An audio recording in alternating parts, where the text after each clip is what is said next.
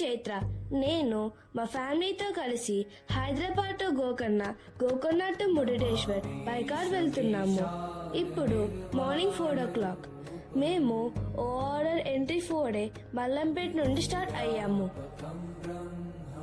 After 40 minutes we are exiting from Shamshabad, exit number 16. ఇప్పుడు morning 4:40. టోటల్గా గోకర్ణ వరకు మా journey 690 kilometers and more than 13 hours మ్యాప్లో చూపిస్తుంది. ఉదయం 6 గంటలు అయ్యేసరికి మేము మహబూబ్ నగర్ బైపాస్ క్రాస్ చేశాము. కర్ణాటకలోని ఉత్తర కన్నడ జిల్లాలో అరేబియన్ సముద్ర తీరాన ఉన్న ప్రముఖ శైవ క్షేత్రం మరియు పర్యాటక కేంద్రం ఈ గోకర్ణ.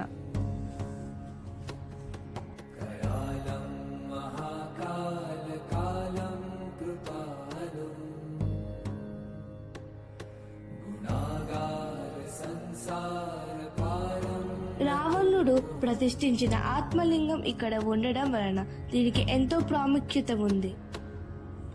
ఇక్కడ శివుడిని మహాబలేశ్వరుడుగా పిలుస్తారు. పవిత్రమైన కోటి తీర్థం, అందమైన హోమ్ బీచ్ తో పాటు అనేక బీచ్లు, దేవాలయాలకు నిలయం ఇది. సమయం 7 గంటలు అయ్యేసరికి మేము కచ్వా టోల్ ప్లాజా క్రాస్ చేశాము.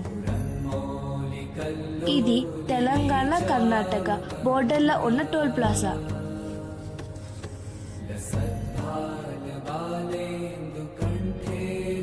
ఇప్పుడు టైం 7:30. మేము కర్ణాటకలోని రాయచూర్లోకి ఎంటర్ అవుతున్నప్పుడు మాకు ఒక పెద్ద థర్మల్ పవర్ స్టేషన్ కనిపించింది. ఇది Raichur thermal power station which is operated by Karnataka corporation power limited.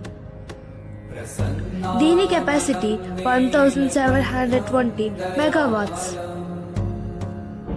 It is a key power station of Karnataka.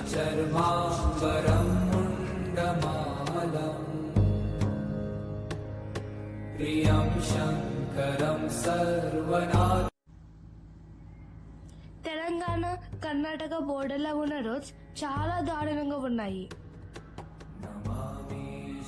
Time 11:15 అయ్యేసరికి మేము గంగావతి టోల్ ప్లాజా క్రాస్ అయ్యాము.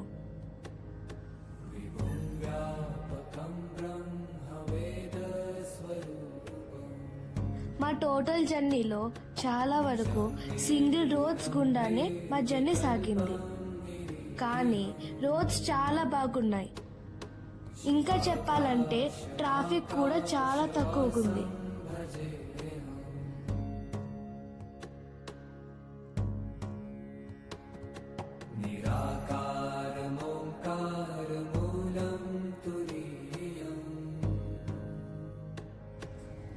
రోడ్డుకు ఇరువైపులా మాకు విండ్ మిల్స్ కనిపించాయి. వీటితో విండ్ పవర్ ఉపయోగించి ఎలక్ట్రిసిటీ జనరేట్ చేస్తారని మా నాన్నగారు నాతో చెప్పారు.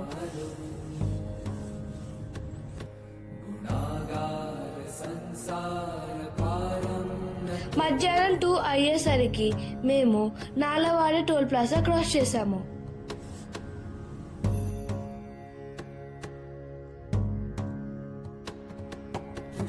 రోడ్డుకు ఇరువైపులా చెట్లు ఉండడం వలన మాకు మధ్యాహ్నం కూడా వ్యూస్ చాలా అద్భుతంగా కనిపించాయి.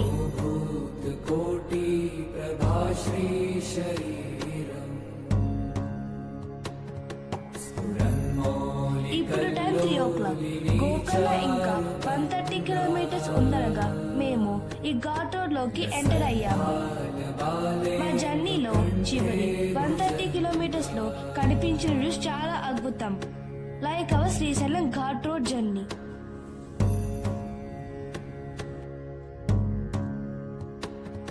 చలకుండలం భ్రూసునేత్రం విశాలం ప్రసన్నాననం నీలకంఠం దయాళం మృగాధీశ చర్మాంబరం ముండమాలం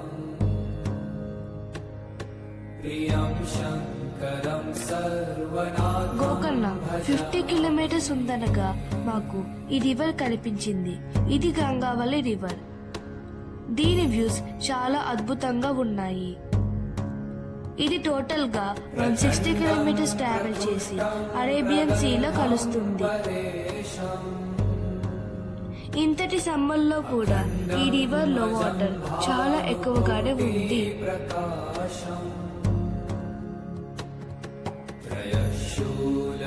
ఈవినింగ్ 5:30 అయ్యేసరికి మేము మా రెసార్ట్ కి రీచ్ అయ్యాము.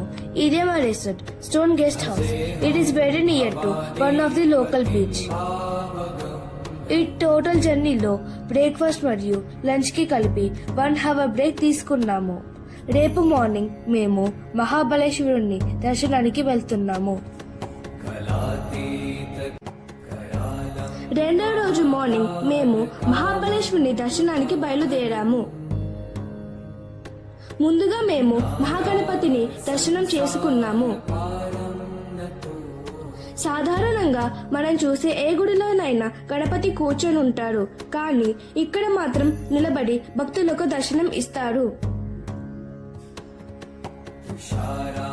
ఆత్మలింగాన్ని బాలుడి రూపంలో ఉన్న గణపతి నేలపై పెట్టడం వలన కోపానికి గురైన రావణుడు గణపతి నుదిపైన వేసిన ముట్టికాయ ముద్రను ఇక్కడున్న విగ్రహం మీద చూడవచ్చును.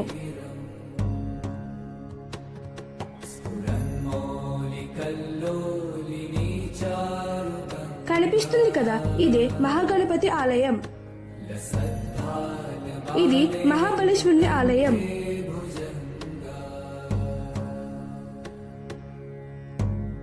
గర్భగుడిలోకి కెమెరా ఎలో లేదు. గణపతి నిజరూప దర్శనం ఇలా ఉంటుంది, దర్శించుకోండి. వీకెండ్ కావడం వలన భక్తుల రద్దీ సాధారణం కంటే ఎక్కువగా ఉంది. దర్శనానికి వెళ్లే భక్తులకు డ్రెస్ కోడ్ తప్పనిసరి. సాధారణంగా ఆలయాలలో కనిపించే శివలింగంలో లింగ ఆకారం పైకి కనిపిస్తుంది. ఇక్కడ లింగం పూర్తిగా దర్శనం ఇవ్వదు.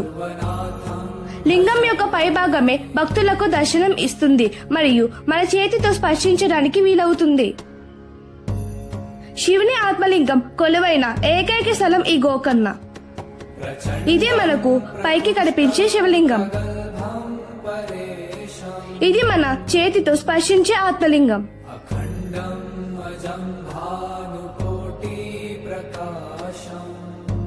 దర్శనం అయిపోగానే మేము కోటి తీర్థం చూడడానికి వెళ్ళాము.